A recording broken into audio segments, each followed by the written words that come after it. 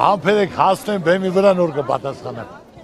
Հարյուրավոր քաղաքացիներ Երևանի տարբեր հատվածներից քայլերթով են միացել ԲՀԿ ղեկավար Գագիկ Ծառուկյանին մասնակցելու Ազատության հրապարակում Բարգավաճ Հայաստան կուսակցության ամփոփիչ հանրահավաքին։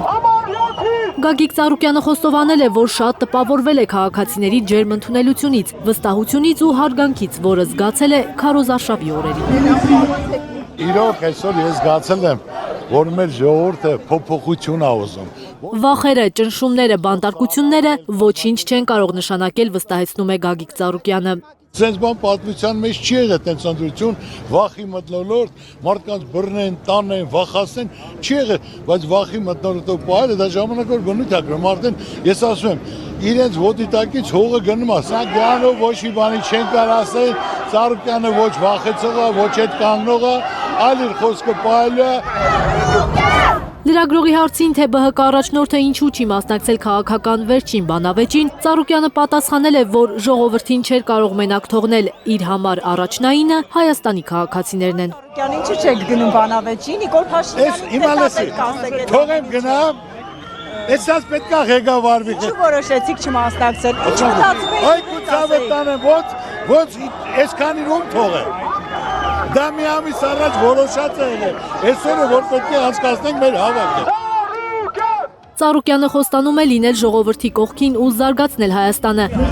Ինչպես ինքն է ասում, նա գործի մարդ է, կստեղծի բոլոր պայմանները, որ մարդիկ կարողանան լավ ապրել։ Ժողովուրդը պետք է հարուստ լինի,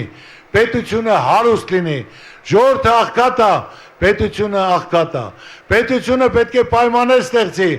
որ մարդիկ կան փող դնեն, ներդրում դնեն,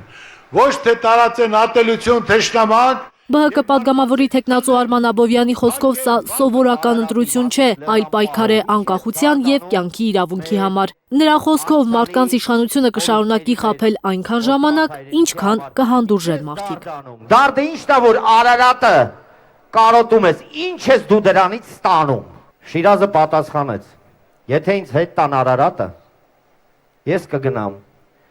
կբարձրանամ Արարատի գագաթին։